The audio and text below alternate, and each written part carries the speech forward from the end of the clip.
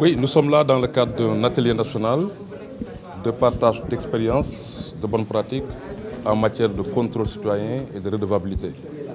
C'est un atelier qui est organisé par le consortium ONG 3D, Forum Civil et la COSIDEP.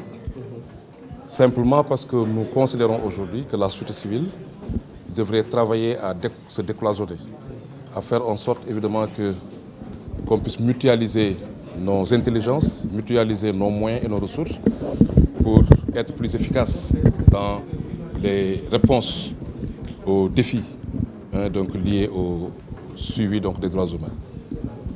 Vous le savez, que ce soit le Forum civil, l'ONG 3D ou COSIDEP, nous avons jusque-là développé plusieurs initiatives en termes de suivi citoyen de la politique ou des politiques publiques de manière générale. Et aujourd'hui, il était important qu'on puisse nous asseoir pour justement créer un espace de partage d'expériences, de connaissances et de bonnes pratiques. Ceci pour rappeler que les questions liées à la redevabilité, ça veut dire la reddition de comptes, le droit à l'information, le droit à l'expression, doivent être au cœur des politiques publiques. On ne peut absolument rien planifier, on ne peut absolument rien réussir tant qu'on ne met pas le citoyen qui est le bénéficiaire au cœur de toutes les politiques publiques qui sont développées dans nos pays. Et donc aujourd'hui, il s'agira de développer des instruments et des outils qui vont permettre d'engager d'engager mieux les citoyens pour qu'ils occupent leur place dans la définition, la mise en œuvre et le suivi et évaluation des politiques publiques ici au Sénégal. Tantôt vous disiez voilà, hein? Oui. Tantôt vous disiez que l'idée a été émise depuis la Guinée. Pouvez-vous revenir un peu sur ça? Oui, il faut dire que c'est une initiative que nous avions déjà commencé à développer ici au niveau interne. Parce que si vous vous rappelez, à la veille des élections politiques, des dernières élections politiques, nous avions organisé un espace d'échange entre les candidats et nos trois organisations. Et après quoi, nous avons senti la nécessité de mieux collaborer. Et grâce à deux partenaires, la Fondation Hewlett et WACSI, nous nous sommes retrouvés avec d'autres organisations de la société civile de au moins 7 pays en Guinée-Conakry.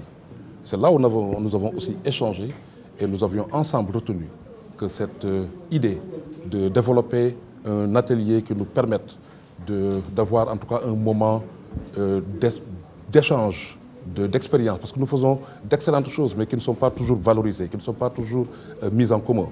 Donc nous avons senti évidemment la nécessité de reconduire cet atelier, cette idée ici au Sénégal.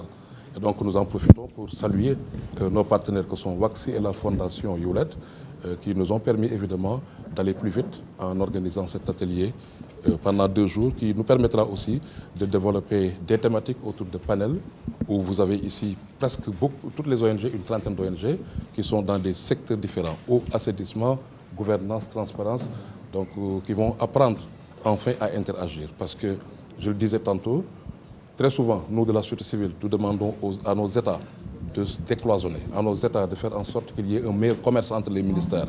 Mais nous aussi, nous devons commencer par nous, en faisant évidemment en sorte que nos organisations se parlent le plus et se parlent le mieux. Et ce sera le sens de cette coordination des voix de la société civile autour de la problématique de la transparence et de la redevabilité. Nous sommes dans une démocratie représentative. Dans une démocratie représentative, en principe, c'est l'Assemblée nationale qui représente le peuple, qui représente les citoyens. C'est parce que l'Assemblée nationale a 3 missions. La mission de représentation du peuple, la mission de contrôle de l'action de l'exécutif et la mission de législation, de voter des lois. Mais de plus en plus, on a constaté les limites de cette démocratie représentative. Est-ce qu'aujourd'hui les députés représentent pleinement les citoyens?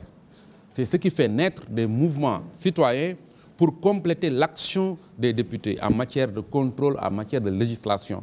Vous voyez des lois qui sont votées à l'Assemblée nationale, dont même les citoyens ne sont pas informés de la teneur.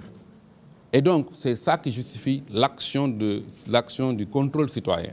Ça vient, dans une démocratie représentative, compléter l'action des députés. Parce que dans une démocratie représentative où il y a une concordance de majorité, une majorité présidentielle en concordance avec une majorité législative, en général, les lois passent comme lettre à la poste. Dans des contextes comme ça, il faut que les citoyens s'organisent pour prendre en charge le contrôle de l'action publique. C'est tout le sens qu'il faut donner à cette action. Oui, je veux dire, les responsabilités, c'est à triple niveau. Il y a des responsabilités du point de vue de comment notre système est organisé. Vous voyez, le mode d'élection des députés, par exemple, pose problème.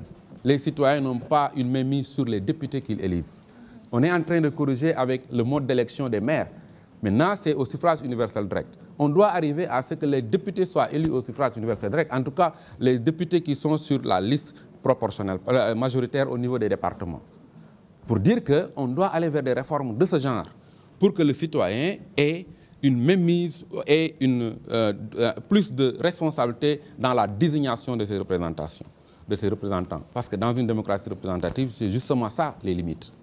Alors, c'est tout le sens qu'il faut donner à cette action.